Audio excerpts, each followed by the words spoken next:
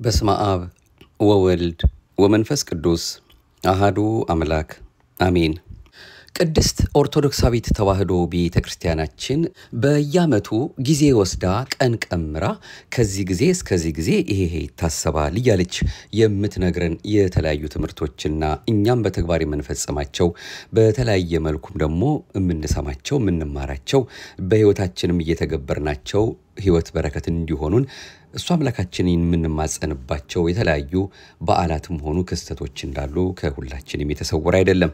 እናም አሁን ያለንበት ጊዜም ከዚህ የተለየ አይደለምና ከመስከረም 26 እስከ ህዳር 6 ያለው ዘመነ ጽጌ ማህሌተ ጽጌ በፈቃድ ደግሞ ከመቤታችን ከንጽሕት ቅድስት ድንግል ማርያም ከስደቷ ረድኤት በረከት እናገኛለን በማለት ደግሞ የሚጾሟት ጾመ ጽጌ በሚታወቀው ጊዜ ማለት ነው።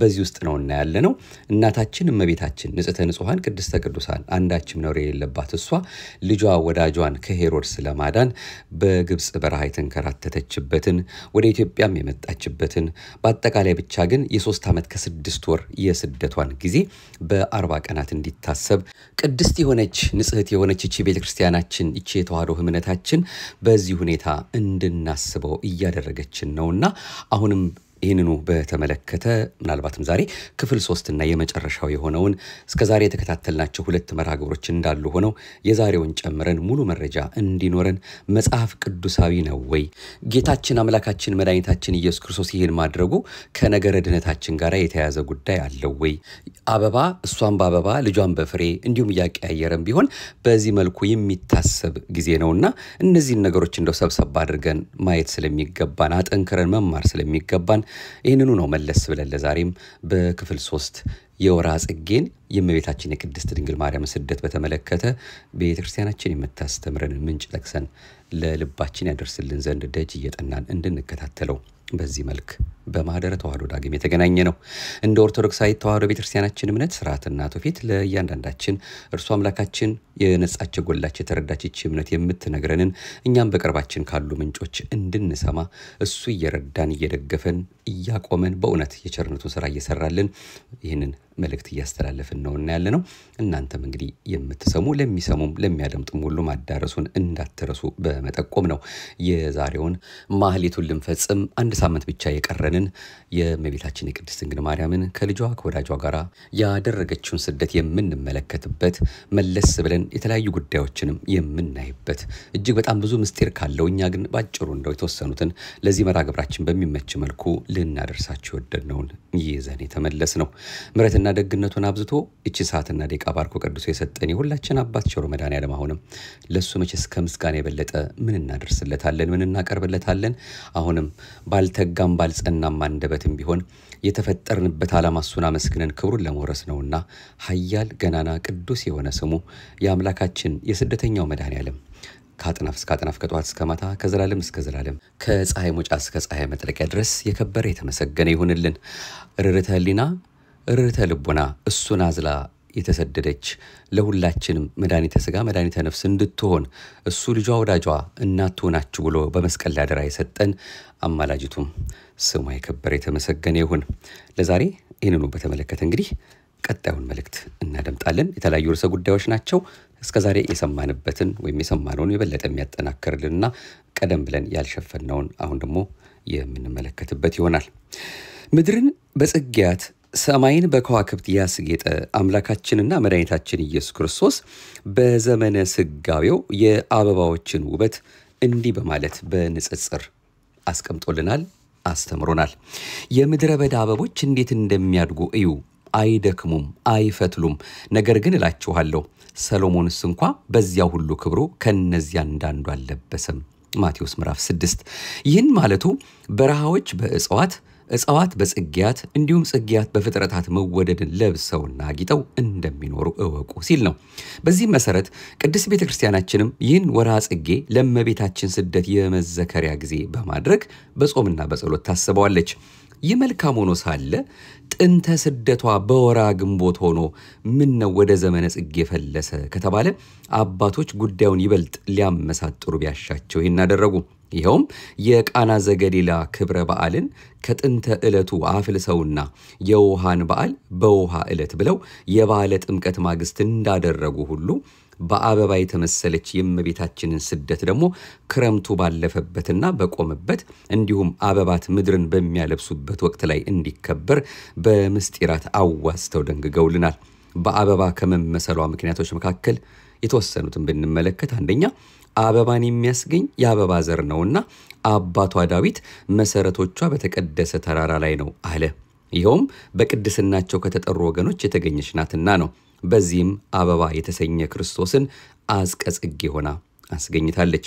እንዲሁም በሌላ መልኩ አበባ በእሾህ የተከበበ እንደሆነ ድንግል ማርያምም በስደቷ ዘመን አሕዛብ ከእሾህ በከፋ ጸባያቸው ሲያስመርሯትና ሲያንገላቷት ከነበረው በተጨማሪ ለስደቷ ምክንያት የነበሩትና ከስደት መልሷም እስከ ዕለተ ዕረፍቷ በተንኮል ባልተለዩት አይሁድ መካከል አብባ የተገኘች ናትና ነው። ማህሌታይ ሰሎሞንም ስለ እርሷ ተገብቶ እንዲህ ብሏል። እኔ የሳሮን ጽጌረዳ የቆላም አበባ ነኝ፣ በእሾህ መካከል እንዳለ የሱፍ አበባ ብሏል። መኃልየ ዘሰሎሞን ምዕራፍ 2 ቁጥር 12። አባ ጽጌ ድንግል ይህንን ማህሌተ ጽጌን የደረሱልን ይህ ኃይለ ቃል ለማን የተነገረ መሆኑን ሲያመሰጥርልን በእሾሆች መካከል ወይም ደግሞ በእሾሆች አይሁድ መካከል ያበብሽ የደጋ ያይደለ የቆላ ሱፍ አበባ ይላታል። የሱፍ አበባ ተፈጥሮ የሚደነቅ ውበቱ ደግሞ እጅግ ያማረ ነው። ስለ ተፈጥሮ ብንመለከት አበባ ከማፍራቱ በፊት የሚወጡት ግንዱና ቅጠሎቹ ጠቢቡ እንደጠቀሰው እሾሃማነት፣ ጸጉር መሰል ተዋጊ ነገሮች የሚታይባቸው ናቸው። ግንዱ ወጥቶ አበባውን ካዘለበት አንጓ ላይ ሲደርስ አበባውን ጨምሮ ገጹን ወደ ፀሐይ አቅጣጫ ዘንበል ያደርጋል። ይህን ከጌታ አንጻር ከተመለከትነው እርሱ ጌታችን ማለት ነው እሾሆች ከተባሉ ከአይሁድ ቤት ተወልዶ ሳለ የአይሁድ ግብር ግን ከክርስቶስ ግብር ፈጽሞ አይመሳሰልም የሚል አንድምታን ይይዛል። እመቤታችንም እንዲሁ ከአይሁድ በተቃራኒው ራሷን አምላክ ወልደ አምላክ ለሆነ ለልጇና ለወዳጇ ለፀሐይ ጽድቅ ኢየሱስ ክርስቶስ ያዘነበለች ያስገዛች ነበረች። ይህንን ያስረዳን ዘንድ በሉቃስ ወንጌል በመጀመሪያው ምዕራፍ ላይ ሉቃስ ወንጌል ምዕራፍ 1 ማለት ነው የሚገኙትን ጥቅሶችን ወይም ቃላትን ማየት እንሞክራለን። በመጀመሪያም ከተራ ቁጥር 37 እስከ 38 እንደሰፈረው አብሳሪ መልአክ ቅዱስ ገብርኤል ሉቃስ ምዕራፍ 1 ቁጥር 37 መሆኑ ነው። አብሳሪ መልአክ ቅዱስ ገብርኤል የምስራቹን ቃል ለማጽናት እመቤታችንን ለእግዚአብሔር የሚሳነው ነገር የለም ባላት ወቅት እመቤታችን ቀበል አድርጋ እነሆኝ የእግዚአብሔር ባሪያው አለሁ እንደ ቃል ይሁንልኝ በማለት ለአምላኳ ያላትን ተገዥነት አሳይታናለች። ጥቂት ወደታች ወረድ ብሎ ደግሞ ቁጥር 45 ላይ ዘመዷ ቅድስት ኤልሳቤጥ በመንፈስ ቅዱስ ተመልታ ከእግዚአብሔር ዘንድ የነገሩሽን ቃል እንደሚሆን የምታምኚ አንቺ ብጽዕት ነሽ በማለት በእምነት ተገዥነቷን በመሰከረች ወቅት እመቤታችን ሚንኑ ተከትላ በተራ ቁጥር 46 ላይ ሰውነቴ እግዚአብሔርን ታከብረዋለች፣ ልቦናዬም በአምላኬ በመድኃኒቴ ሐሴት ታደርጋለች በማለት ምን ያህል ለአምላኳ ተገዥና ያንንም በማድረጓ ደስተኛ እንደሆነች አስገንዝባለች። ከዚህም በላይ እመቤታችንን የቀደሳት ያወደሳትን በበረከቷ ልትጎበኘው የምትወድ ሰማያዊ እናት ናትና በውዳሴዋ ከተጉ ቅዱሳን በቁመተ ሥጋ ካሉትም ሆነ ነፍስ ከተለየው ሥጋቸው የጽጌረዳ አበባ ታስገኝም ትቀበልም ነበር። ለዚህ እንደ ማሳያ ይሆን ዘንድ በማህሌተ ጽጌ አንቀጽ 3 ላይ የሚገኘውን ሐሳብ እንመለከታለን። አባ ጽጌ ድንግል የአንድ ቅዱስን ታሪክ መሰረት አድርጎ እመቤታችንን እንዲያወድሷታል። አሃዱ ብእሲ ገዳመ ዘወፈረ ጊዜ ያነብብ ሰላመኪ በከመ ያለምድ ወትረ ንግሥተ ሰማይ ማርያም ወሪደኪ ምድረ እንዘ ትነስኢ እማፉሁ ጽጌረዳ ስብሐት ስሙረ ተአምረኪ ዘርኤ አንከረ። እንግዲህ እናንተ አቃንታችሁ የግዕዙን ንባብ ተሰሙታላችሁ ብለን ተስፋ እናደርጋለን።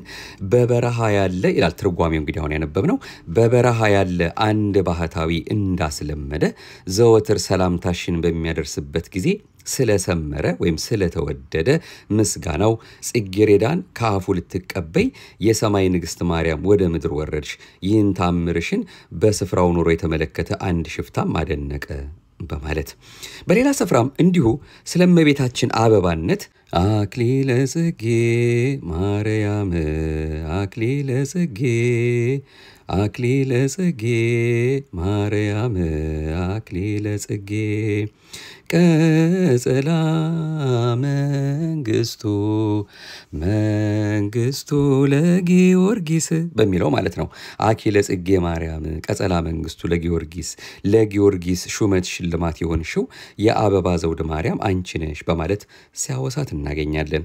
ይህ ሁሉ ሳለ ጠቢቡ ሰለሞን ከስደት ስለመመለሷ ከምስጋናዎች ሁሉ በሚልቀው ምስጋናው ልጅ ወንድሜ እንዲህ ብሎ መለሰልኝ፣ ወዳጄ ሆይ ተነሽ፣ መልካሟ ርግቤ ሆይ ነይ። ማለትም መልካም ርግቤ ሆይ ከግብፅ ተነስተሽ ወደ ከነዓን ነይ ይለኛል ባለው መሰረት እመቤታችን ከልጇ ከወዳጇ ጋር ከሁለተኛው ዓመተ ምህረት ጀምሮ ያሳለፉትን የስደት ዘመን በመልአከ እግዚአብሔር አሳሳቢነት ፈጽመው በአምስተኛው ዓመት አጋማሽ አካባቢ አርኬላውስ በተሰኘው የሄሮድስ ልጅ ዘመን ወደ ሀገራቸው ተመልሰዋል። መኃልየ ምዕራፍ 2 ቁጥር 10፣ ማቴዎስ ምዕራፍ 2 ቁጥር 19። በዚያም ልጆቻቸው ከተጨፈጨፉባቸው ቤተሰቦች በቀልና ከንጉሱ ፍርሃት የተነሳ ወደ ቤተልሔም ከመሄድ ይልቅ ጌታ ናዝራዊ ማለትም አዝቅያዊ ጽጌያዊ ይባል ዘንድ ናዝሬት ወደምትባል ከተማ መጥተው ኖሩ። ይህም እንዴት ነው ቢሉ ናዝሬት ማለት አዝቀ ጽጌ ወይም የአበባ ግንድ ማለት ነውና እርሱ እንደ ግንድ ምእመናንን እንደ ጽጌ ወይም አበባ አድርጎ ያስገኛልና ነው። ይኸውም ቢሆን በትር ከእሴ ይወጣል አበባም ከግንዱ ስር ተብሎ አስቀድሞ የተተነበየለት ነው። እርሱም እኔ የወይን ግንድ ነኝ ገበሬውም አባቴ ነው ብሏልና። በሌላ ስፍራ እመቤታችንን አዝቀ ጽጌ ስንል ቆይተን እዚህ ጋር ደግሞ ለጌታ ብንሰጠው አይፋለስም ወይ ቢባል አይፋለስም። ይልቁንም እርሱ ፈጣሪዋ በመሆን ሲቀድማት እርሷ ደግሞ በዘመነ ስጋዌው እናቱ ለመሆን እንደታጨች እንመለከትበታለን። ከእርሷ የነሳው ስጋና ደም እርሱ ቀድሞ የፈጠረው ነውና በዚህም መሰረት አበባ ተወዳጅና ተመራጭ እጽ ሊሆን የቻለው በአፋዊ ወይም በውጭ በሚታየው ውብ ገጽታው ብቻ ሳይሆን ወደፊት ስለሚሰጠው ፍሬ የተስፋ መገኛ ስለሆነም ጭምር እንደመሆኑ እመቤታችን ቅድስት ድንግል ማርያምም ምንም እንኳ በደም ግባቷ ከሔዋን ዘር የሚተካከላት ባይኖርም እኛ ግን የዓለሙ ሁሉ ተስፋ የሆነ የሕይወትን ፍሬ ክርስቶስን ሰጠችን በማለት እንወዳታለን። አልፈን ተርፈንም የማትረግፈውና የማትጠወልገው አበባ ማርያም በማለት እንጠራታለን። አንድ ዘር ፍሬው የሚወጣበትና የሚጎመራበት ጊዜ በደረሰ ወቅት አበባው ጠውልጎ ይረግፋል። እመቤታችን ግን ፍሬ የተሰኘ የሕይወትን ምግብ ክርስቶስን ባስገኘች ወቅት ሰስሎተ ድንግልና አላገኛትም፣ የድንግልና መታጣት ማለት ነው። እንዲሁም አፋዊ ወይም ውጫዊ ውበቷን ቢሆን እስከ ዕለተ ዕረፍቷ ድረስ የ15 ዓመት ደም ግባቷን የጠበቀ ነበርና ነው። የቅዱሳንን ተጋድሎ በጾም በጸሎት መዘከር ተገቢ ነውና ይህን ወቅት በእንዲህ ያሉ ትሩፋቶች እንድናሳልፍ የቤተ ክርስቲያናችን ፈቃድ ነው። በእርግጥ በዚህ ወቅት ያለው ጾም እንደ ሌሎቹ አጽዋማት የአዋጅ ጾም ሳይሆን በፈቃድ የሚጾም ነው። ይህም ሲባል ባለመጾማችን ባንጠየቅበትም በመጾማችን ግን የታላቅ በረከት ተሳታፊዎች እንሆናለን። አምላካችን ከቅድስት እናቱና ከሁላችንም ከመቤታችን አሁን እንደ እግዚአብሔር ፈቃድ እንግዲህ ከምናደርገው ጾም በረከት በቸርነቱ ተሳታፊዎች ያደርገን ዘንድ ፈቃዱ ይሁንልን ይላል። እንግዲህ ከዚህ ቀደም ባለው በተለይ በሁለተኛው መርሃ ግብራችን ጾሙ የፈቃድ ጾም ስለሆነ የሚጾመው የማይጾመውን አይኮንንበትም፣ የማይጾመውም አልጾምኩም ብሎ እንደው በግሉ ይቆጭ እንደሆነ ነው እንጂ ለምን አልጾምክም ተብሎም አይጠየቅበትም በሚል ሰፋ ባለ መልኩ አይተነዋል። እስኪ ሌላ ርዕሰ ጉዳይ እናንሳ። በተለይም የጌታችን ስደት ከነገረ ድህነት ጋር ያለው ትስስር ምንድነው በሚል መጋቤ ሐዲስ ተስፋ ሚካኤል ታከለ የተባሉ አንድ አባት ከዚህ ቀደም እሳቸው ያደረሱትን ወይም ደግሞ ተጠይቀው የመለሱትን ወደ እናንተ አድርሰን ነበር። ይሄም በተመለከተና በጌታ ስደት ወቅት ሄሮድስ ያስፈጃቸው ሕፃናትን የሁላችንም እናውቃለንና እነዚህስ ክብር አላቸውን የሚሉትን ሁለቱን ለማየት እንሞክር። ነገረ ድህነት ከሶስቱ አካላት አንዱ አካል እግዚአብሔር ወልድ የሰው ልጅ ከሲኦል ወደ ገነት ከባርነት ወደ ነፃነት ይመልሰው ዘንድ ከጽንሰቱ እስከ እርገቱ ያደረገው ጉዞ ነው። ስለሆነም ነገረ ድህነት የተጀመረው ከሶስቱ አካል አንዱ አካላዊ ቃል ክርስቶስ ከድንግል ሲጸነስ ነው። አምላክ በአካለ ሥጋ ተገልጦ በተሰደደ ጊዜ ደግሞ የማዳኑ ተግባር የሚታይ የሚዳሰስ የሚጨበጥ ሆኖ ቀጠለ። የሰው ልጅ የዳነው ክርስቶስ በተቀበለው መከራ ነው። ክርስቶስ የተቀበለው ስደት ደግሞ መከራ ነው። ስለሆነም የክርስቶስ መሰደድ አርያነቱን የገለጸበት ነው። ይህም እኛ የእርሱን አርያ ተከትለን መከራውን በመቀበል ድነትን የምናገኝበት ነውና ስደቱ ለነገረ ድነት መሰረታዊ ጉዳይ ነው እንላለን። የሰው ልጅ ድነት ከዲያብሎስ ባርነት ነፃ ወጥቶ የእግዚአብሔር ልጅ መባል ነው። ሐዋርያው ቅዱስ ጳውሎስ እንኪያስ ልጆች ናችሁ እንጂ ባሮች አይደላችሁም በማለት እንደገለጸው ከ5500 የባርነት ዘመን በኋላ የእግዚአብሔር ልጆች ተብለናል። ገላትያ ምዕራፍ 4 ቁጥር 7። የእግዚአብሔር ልጆች ለመባል ደግሞ ዲያብሎስ ከምእመናን ልቦና መውጣት አለበት። ጌታችን መድኃኒታችን ኢየሱስ ክርስቶስ ለመሰደዱ ምክንያት ከሆኑት ጉዳዮች መካከል አንዱ ዲያብሎስን ከምእመናን ልቦና አስወጥቶ ለመስደድ ነው። ይህንንም በተረፈ ቄርሎስ የሕፃኑ ስደት ዲያብሎስን አሳደደው ተብሎ ተጽፎ እናገኘዋለን።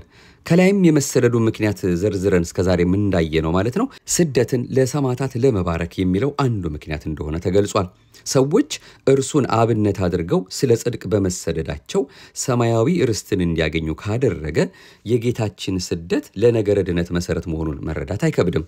እንዲሁም የግብፅን ጣዖታት ለማጥፋት የሚለውም በቀጥታ የነገረ ድነት መሰረት መሆኑን እንረዳለን። ምክንያቱም ሰው ድነትን የማያገኘው ከኔ በቀር ሌላ አምላክ አታምልክ ያለውን የእግዚአብሔርን ትእዛዝ ማክበር ካልቻለ ነው። በሌላ አገላለጽ አምልኮተ ጣዖትን የሚከተል ከሆነ ነው። ጌታችን መድኃኒታችን ኢየሱስ ክርስቶስ ወደ ግብፅ በመሰደድ የግብፅ ጣዖታትን ሰባብሮ አጥፍቷቸዋል። ጣዖታት ጠፍተው ሰው ሁሉ አምልኮትን ወደ እግዚአብሔር አድርጎ በሃይማኖት ጸንቶ በጎ ምግባር ሰርቶ ሲኖር የመንግስቱ ወራሽ የስሙ ቀዳሽ ለመሆን ይበቃል። ነገረ ድነት ማለትም ይህ ነውና የጌታችን የመድኃኒታችን የኢየሱስ ክርስቶስ ስደት የነገረ ድነት መሰረት ነው የሚያስብለን ይህ ነው። ሌላው ከላይ ነው በጥያቄ በጌታችን ስደት ወቅት ጌታችን ከነዚያ ከሕፃናቱ አንዱ ሊሆን ይችላል ብሎ በማሰብ ሄሮድስ 14,000 ከ4144 ሕፃናትን አስገድሏል። ክብር አላቸውን? ያለምንም ጥፋታቸው ሄሮድስ ያስፈጃቸው እነዚህ ሕፃናት በእግዚአብሔር ፊት የከበሩ ናቸው። እነሆም በጉ በጽዮን ተራራ ቆሞ ነበር፣ ከእርሱ ጋር ስሙና የአባቱ ስም የመንፈስ ቅዱስም ስም በግንባራቸው የተጻፈላቸው 144,000 ነበሩ በማለት ቅዱስ ዮሐንስ ወንጌላዊ በራእዩ ላይ ጽፎልናል። ራእየ ዮሐንስ ምዕራፍ 14 ቁጥር 1። ይህም የሚያስረዳን ዕዳ በደል ሳይኖርባቸው በግፍ የተገደሉ ሕፃናት በእግዚአብሔር ዘንድ ያላቸው ክብር ታላቅ መሆኑን ነው። የእነዚህ ሕፃናት መገደል ምክንያቱ ማን ነው? ተጠያቂውስ ለሚለው ጥያቄ ሕፃናት ለመገደላቸው ምክንያቱ ምድራዊ ስልጣን ነው። በዘመኑ የነበረው ባለስልጣን ደግሞ ሄሮድስ ነው።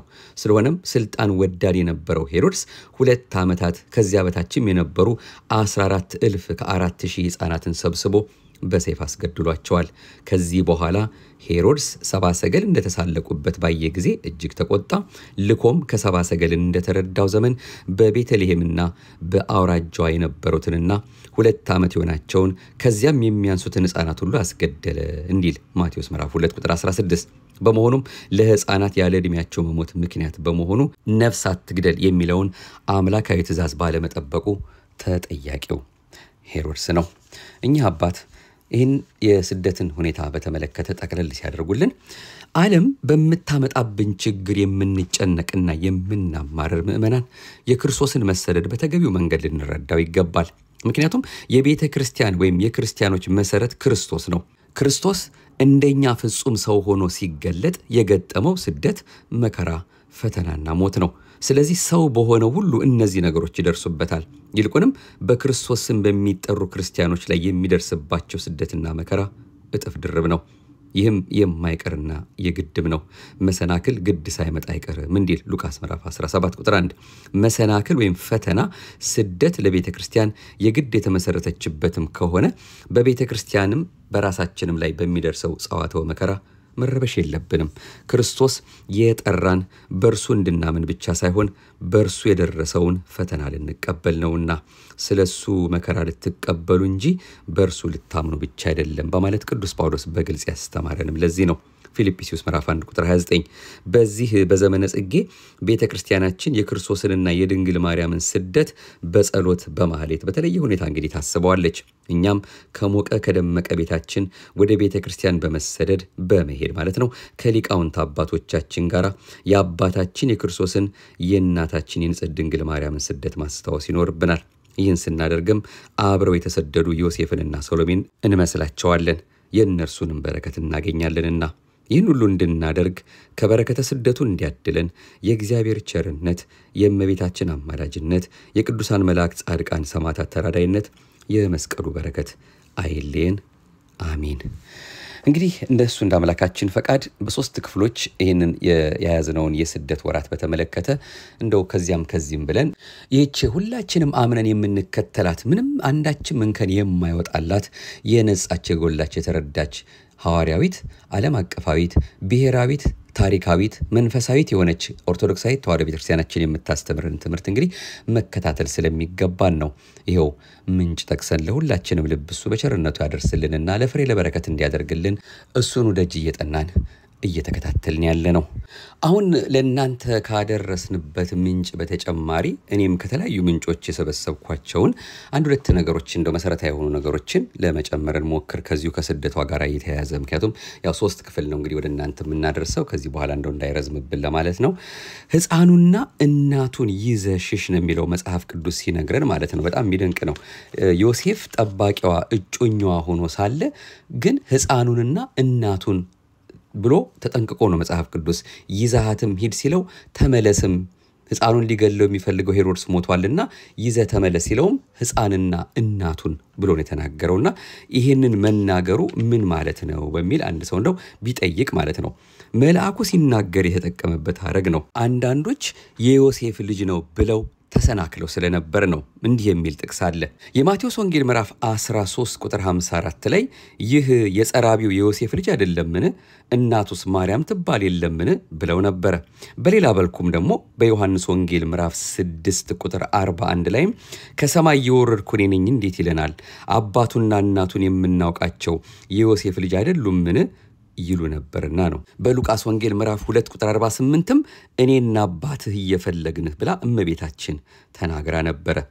ይሄን ሁሉ የሚናገሩ ሰዎች ስለ እመቤታችን ድንግልና ያላወቁ መጽሐፍ ቅዱስ በግልጽ አርጎ ስለመሰከረላት ጉዳይ ያልተገነዘቡ ሰዎች ናቸው። እንደው አንድ 3 ጥቅሶችን እንኳን ከዚሁ ጋርም የበለጠ እንዲያጠናክርልን የዮሴፍ ልጅ አይደለም እሱ እንደውም ጭራሽ ሊገልጣትም አልወደደም እያለ ማቴዎስ ወንጌል ምዕራፍ ይነገ ጻድቅ ነበርና እያለ ይነገራል። እንደውም አብራው ያለችው እመቤታችን የጌታ እናት መሆኗን እንኳን ያወቀው በኋላ ክርስቶስ ሲወለድ ነው። እስከዛ ድረስ አብራው ያለችው ማን እንደሆነች እንኳን አያውቅም ነበር። ይሄን በስፋት ወደፊት እንመጣበታለን። እንደው ግን ለአሁኑ ለተናገርንበት ጉዳይ ሕፃኑንና እናቱን ብሎ የተናገረው የመጽሐፍ ቅዱሱ ቃል ተጠንቅቆ ነውና እሱ ጌታችን አምላካችን መድኃኒታችን ኢየሱስ ክርስቶስ ዮሴፍ እጮኛ ሲሆን አሁን የተሰናከሉ ሰዎች በሁለቱ ቢያንስ ባየናቸው ጥቅሶች ማቴዎስ 13 እና ዮሐንስ ምዕራፍ 6 ላይ እሱ አምላካችን መድኃኒታችን ኢየሱስ ክርስቶስ የዮሴፍ ልጅ ነው ብሎ ለሚናገሩ ስለእመቤታችን ድንግልና ንጽህና መጽሐፍ ቅዱስ የሚመሰክረውን የተወሰኑትን ለማየት እንሞክር። ይሄም ባለማወቅ ነው ብዙ ጊዜ ሰዎች የሚስቱት ለማለት ነው። ኢሳይያስ ምዕራፍ 7 ቁጥር 14 ጌታ ራሱ ምልክት ይሰጣቸዋል፣ ድንግል ትጸንሳለች ይላል። ምልክቱ ምንድነው? ድንግል በድንግልና የመጽነሷ ነው። ሉቃስ ምዕራፍ 1 ቁጥር 26 ላይም መልአኩ ወደ አንዲት ድንግል ተላከ ብሎ ትጸንሻለሽ አላት። ድንግሏን ማለት ነው። ስለዚህ አንዲት ድንግል የተባለች እመቤታችን እንደሆነች ነው። ማቴዎስ ወንጌል ምዕራፍ 1 ቁጥር 18 ላይም ስለ ልደቱ ሲናገር ለዮሴፍ በታጨች ጊዜ ሳይገናኙ ከመንፈስ ቅዱስ ጸንሳ ተገኘች የሚል ግልጽ ያለ ቋንቋ አለ። ይህ ሁሉ ሲሆን ዮሴፍ አያውቅም።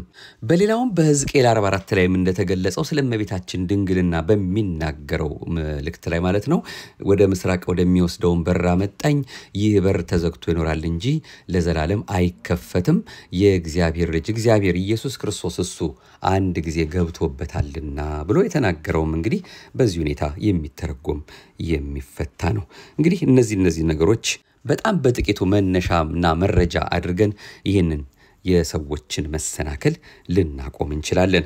ማቴዎስ ወንጌል ምዕራፍ 22 ቁጥር 29 ላይ መጽሐፍትንና የእግዚአብሔርን ኃይል አታውቁምና ትስታላችሁ እንደተባለ እንደው ለነገሩ ታዲያ ሕፃኑና እናቱን ይዞ መሰደድ ማለት ምን ማለት ነው ቢሉ ሕፃንና እናቱን ለአንዳችም ቅጽበት ተለያይተው አናያቸውም፣ አናገኛቸውም። የምናገኛቸው በበረት በቤተልሔም ነው። ሰባ ሰገል ሲመጡ፣ እረኞች ሲያመሰግኑ፣ መላእክት ሲያመሰግኑ እናትና ልጁ ቤተልሔም አሉ። በቤተልሔም በተመሰለችዋ በአማናዊቷ ቅድስት ቤተክርስቲያናችንም ሕፃንና እናቱን እናገኛለን። እመቤታችን በቤተልሔም የሕይወት እንጀራን ሰጠችን። ተነጣጥለው አናያቸውም።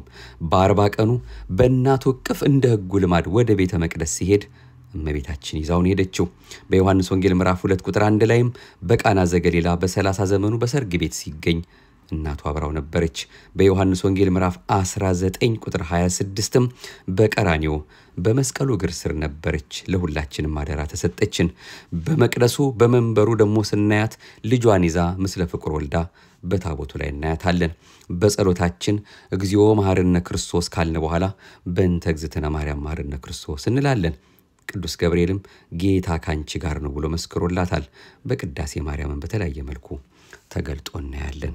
እነዚህ ነገሮች እንኳን ስናስተውል እንግዲህ ሕፃኑና እናቱን ይዞ መሰደድ ማለት ሕፃንና እናቱ ለአንዳችም ቅጽበት የማይለያዩ መሆናቸውን እንድንረዳ ነው። ታዲያ ወደኛ ሕይወት ስናመጣው በአንደኛ ዜና ምዕራፍ 29 ቁጥር 15 ላይ በፊትህ ስደተኞችና መጻተኞች ነን እያልን አምላኬ አንተን ተማመንኩ ከሚያሳድዱኝ አድነኝና አውጣኝም እያልን መዝሙር 7 ቁጥር 1 ላይ እንደተገለጸው እንዲሁም መዝሙር 141 ቁጥር 6 ላይ በርትተውብኛልና ከሚያሳድዱኝ አድነኝ።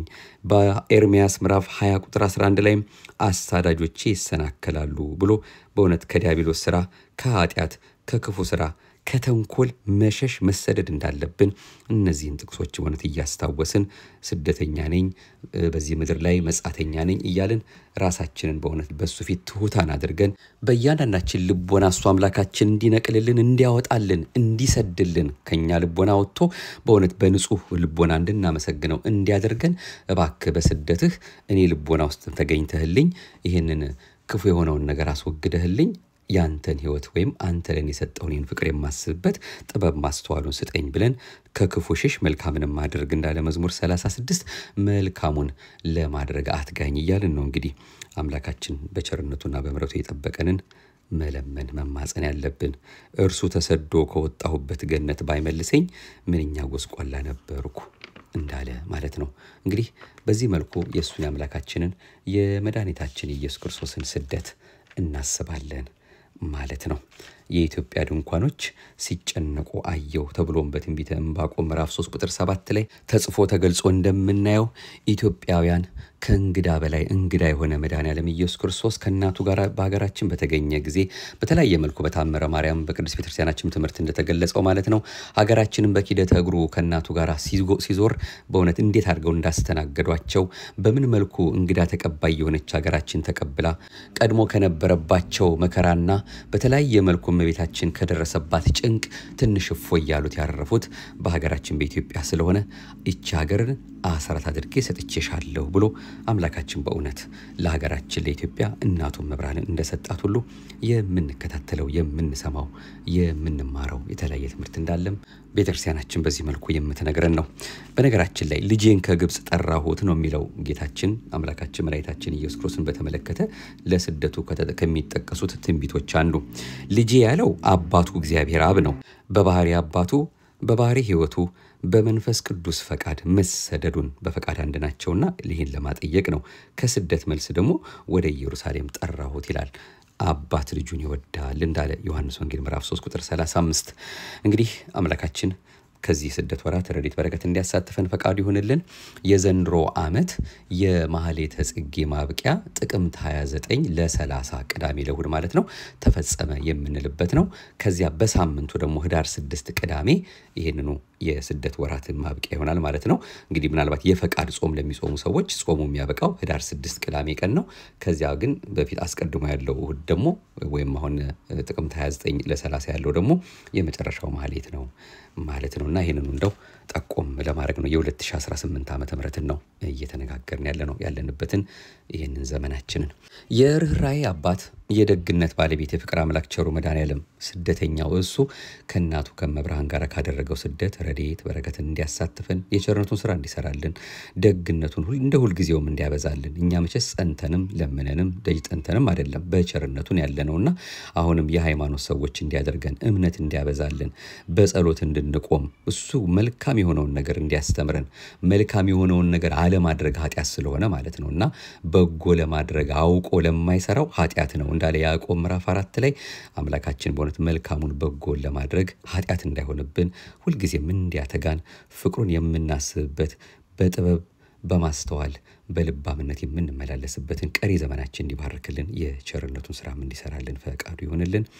ሁልጊዜም እንደምንለው አስራት አድርጎ የሰጠሽን ሀገራችንን እማምላክ ወላዲተ አምላክ አሁን በቅድስት ቤተክርስቲያናችን በተለያየ መልኩ ባንቺ የተማጸኑ ልጅሽን ያመኑ በቅዱሳን ቃል ኪዳን የታመኑ በምንሰማው ጆሮን ጭው በሚያደርግ በተለያየ መልኩ ፈሪሃ እግዚአብሔር በልባቸው በሌሉ ሰዎች ህይወታቸው እየጠፋ እየሰማን ነውና እባክሽ አዛኝቱ እባክሽ ተለመኝን ደጉን መልካሙን ጊዜ ልጅሽ ወዳጅሽ እንዲያመጣልን እንዲያፈጥንልን ተለመኝን እየተማጸንሽ ደጅ እየጠናንሽ አታሳፍሪንምና እነዚህንም ፈታኞች ደግሞ እርሱ መድኃኔዓለም መቅጣት ያቀበታል እነሱን ማስተካከል ያውቅበታልና እባክሽ ይህን ክፉ ዘመን አሳልፈሽ መልካሙን ነገር እንድሰጭን ለአባቶቻችንም በጥብዓት ሆነው በእውነት በትጋት ሆነው በድፍረት ሆነው አምላካቸውን መስቀሉን ይዘው በድፍረት ተናግረው ቤተክርስቲያናችን ወደ ቀደመ ክብሯ ወደ ሉዓላዊነቷ እንዲያመጧት በተለያየ መልኩ በልባቸው አድረሽ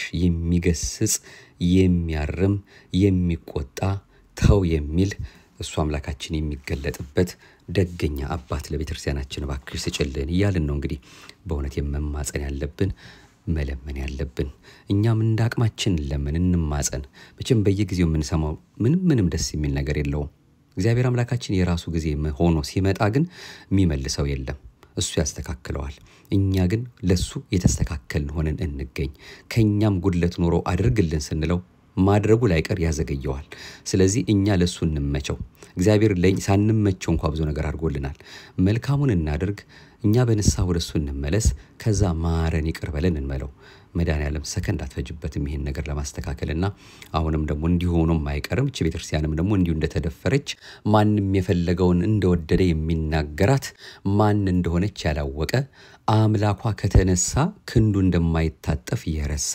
የእግዚአብሔርን ትዕግስት ያላየ ያልሰማ አስመስሎ በራሱ ፈቃድ ብቻ እየተመራ ከቀኝ ከግራ ከፊት ከኋላ ይችን ቤተክርስቲያን የሚያዋክባት ሁሉ መድኃኔዓለም መጥቶ ከሱ የሆነውን ነገር ሲያነሳ ግን አንድ መልአክ የላከለት ግን ሁሉ ነገር ይስተካከላል እኛ ግን ለሱ ለአምላካችን አሁንም አደራ በሰማይ አደራ በምድር እንመቸው እግዚአብሔር በተለያየ መልኩ በእውነት እኛን እንኳን በስንቱ ነገር ታግሶናል እንዲህ አድርግልን ስንለው እኛ እሱ አድርጎ ያለንን እያደረግን ነው ወይ የሚለውን ቶሎ ብለን ወደ ራሳችን መጠየቅ አለብንና ይሄን ካደረግን መድኃኔዓለም ኢየሱስ ክርስቶስ የድንግል ማርያም አንድያ ልጇ በርግጥም ያችን ሀገር አስራት አድርጌ ሰጥቼሻለሁ ያለው ቃል የማይታበል የማይታጠፍ በራሱ የማለላት ነውና ያደርግልናል ይሆንልናል ይከናወንልናል እግዚአብሔር አምላካችን ይደርስልናል ለሁሉም ግን አሁንም የምንሰማውን ክፉ ነገር እንዲያርቅልን ለቅድስት ቤተክርስቲያናችን መልካሙን ጊዜ የሰላሙን ዘመን የፍቅሩን ዘመን የጽናቱን ዘመን እንዲሰጥልን ፈቃዱ ይሁንልን የሞቱትንም በእውነት በተለያየ መልኩ የምንሰማቸው የሞቱትንም እነሱ በእውነት እሱ አምላካቸውን ወደው ለሱ ሲሉ ማተባቸውን አጥብቀው የተጠሩ ናቸውና በአምላካችን ፊት ሞገስ ያላቸው በብርሃን እሱ አምላካችን የሚቀበላቸው ናቸው እኛ ለቆም ነው ግን ምንም ነገር ሳንሰራ ወደሱም ሳንመለስ እንዳንባክን እሱ በልባምነት ለልባችን ልብ ሰጥቶ የደግነቱን ስራ ሰርቶልን የሰው መጨረሻው ሲያምር ነውና መልካም የኔንም የናንተንም መጨረሻ ሁላችንም መጨረሻ ስለናቱ ስለመብርሃን ስላጠባችው ጡቶቿ ስለሳሙ ከንፈሮቿ ከሱ ጋር ከሀገር ወደ ሀገር ስለሰደዱት እግሮቿ ስለተሸከመ ማህፀኗ ስላፈሰሰችው እንባ ስለዞሩት እግሮቿ ስለስንቱ እንላለን ስለናቱ ፍቅር ብሎ እንዲምረንና እንዲያሳምርልን ፈቃዱ ይሁንልን ይቆየን በቀጣዩ በሌላ መራግብር እንመለሳለን እነዚህን ሶስት መራግብሮች እንግዲህ ከስደቱ ጋር በተያያዘ ከመይታችን ስደት ጋር በተያያዘ የሰማናቸውን ምናልባት ደግሞ የሚቀጥለው አመት ደግሞ ስንገናኝ ሌሎች ደግሞ ምንጮች አመተን ደግሞ የተውናቸውን እንመለስባቸዋለን ለጊዜው እነዚህን ነው ከያዝን ራሱ ትልቅ በረከት ነውና ነው አምላካችን አሁንም ከዚሁ ከስደት ረድኤት በረከት አሳትፎ ለደብረ ቁስቋም በሰላም እንዲያደርሰን ፈቃዱ ይሁንልን። አሜን። ይቆየን። ማህደረ ተዋህዶ እንደ ኦርቶዶክሳዊት ተዋህዶ ቤተክርስቲያናችን እምነት ስርዓትና ትውፊት አምላካችን እንደፈቀደልን የተለያዩ ምንጮችን እየጠቀስን የተከታተልነውን መርሃ ግብራችንን ነበር ስናደምጥ የቆየነው። የዛሬው መርሃ ግብራችንን ያገኘነው ከሐመር መጽሔት ጥቅምት 2006 ዓ.ም እና ህዳር 2017 ዓመተ ምህረት ነው። እንዲሁም ከኔም ማስታወሻ አንዳንድ ጉዳዮችን አከል አድርገንበታል። አቤቱ አንተን መፍራትን በልቦናችን በጎ አምልኮትህንም በህሊናችን ጨምር። ዲያቆን ጥበበ ማሞ ነበርኩ። እንደ እግዚአብሔር ፈቃድ አብሬያችሁ የቆየሁት። መቼስ የሚያስተምር የሚመክር በልብ የሚያሳድርም ለፍሬ የሚያደርስ እሱ ነውና ከሳሽ ወቃሽ ፈራጅ እንዳይሆንብን እርሱ አምላካችን በልባችን ጉልበት ተንበርክከን ይቅርታ ጠይቀነው እሱን የሚያመልክ እሱን የሚጠራ ከሱ ጋር የሚኖር በማስተዋል የሚመላለስ አይምሮ ልቦናውን ለሁላችንም ይስጠን። አሜን። ማህደረ ተዋህዶን ለሚያደምጡ ሁሉ አድርሶልን። ብትችሉ እናንተም ሰብስክራይብ አድርጉልን። ይቆየን።